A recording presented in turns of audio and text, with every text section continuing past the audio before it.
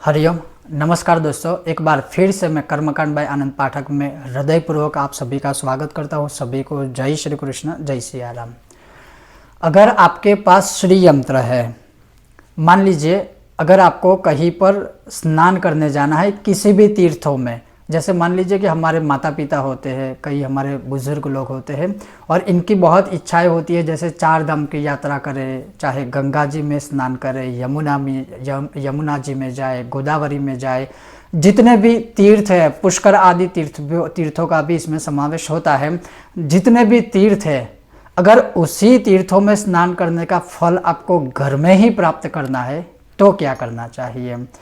अगर आपके पास समान आकार वाला अर्थात बहुत ही सच्चा, सही, शास्त्रों में दर्शित किया हुआ अगर आपके पास श्री यंत्र है तो आप घर बैठे ही सभी तीर्थों में स्नान करने जितना फल प्राप्त कर सकते हो। ये हमारे ग्रंथ, हमारे शास्त्र कहते हैं। कैसे?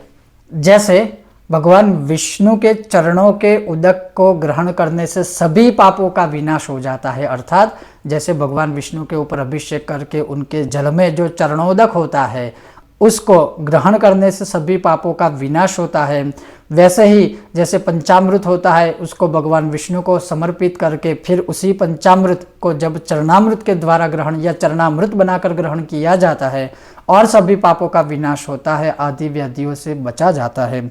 वैसे ही श्री चक्रपादोदकम अर्थात श्री यंत्र के ऊपर अभिषेक अगर आप जल से करते हो या पंचामृत से करते हो और उस श्री यंत्र के ऊपर अभिषेक करके जो धीरे धीरे जो पंचामृत या जो जल है अभिषेक का या किसी भी रस से अगर आपने, जैसे द्राक्षा रस यानी अंगूर के रस से, दाड़िम के रस से, नारियल के पानी से अगर आपने श्री यंत्र के ऊपर अभिषेक किया है तो अभिषेक कर लेने के बाद वो जो जल होता है श्री यंत्र के आगे से थोड़ा लेकर उसको अगर ग्रहण करते हो तो क्या कहते हैं हमारे ग्रंथ? गंगा नदी, पुष्कर तीर्थ,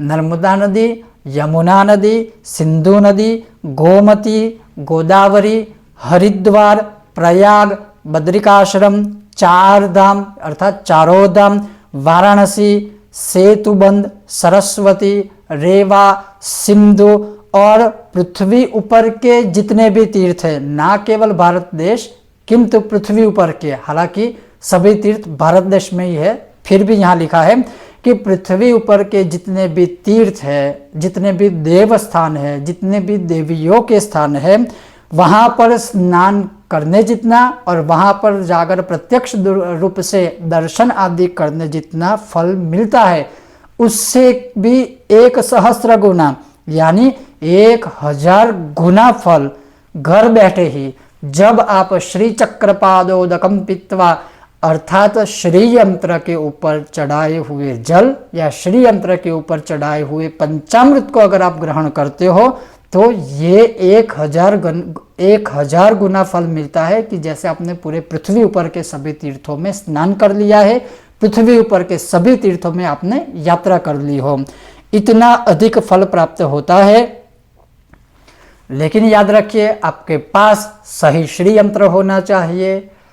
उसमें प्राण प्रतिष्ठा की हुई होनी चाहिए और ज़्यादा से ज़्यादा श्री यंत्र की आपको पूजा भी करनी चाहिए, या जिस श्री यंत्र की ज़्यादा पूजा हुई है उसके ऊपर अगर ये जल या किसी भी रस का या पंचामृत का अभिषेक कर फिर इसे ग्रहण करते हो तो इतना सारा घर बैठा ही फल प्राप्त होता है। सिर्फ इतना ही नहीं, कई विद्वानों ने तो यहाँ तक लिखा है कि किसी के भी घर में किसी का भी जीवन अगर अंतिम स्टेज पर है,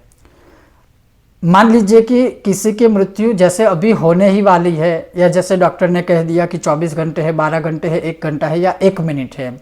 ऐसी अवस्था में भी अगर कोई है और उसको अगर श्री यंत्र का अभिषेक किया हुआ जल पिला देते हो, जैसे हम कहते हैं ना कि अंतिम समय में गंगा जल पिलाओ, तुलसी का पत्र खिलाओ, तो वैसे ही श्री यंत्र का अगर अभिषेक किया हुआ जल है तो अगर वो मुंह में रख देते हो वही उसके सभी पाप तत्काल नष्ट हो जाता है और अच्छी तरह से उसको मोक्ष प्राप्ति, सद्गति की प्राप्ति होती है। यहाँ तक विद्वानों का मत है।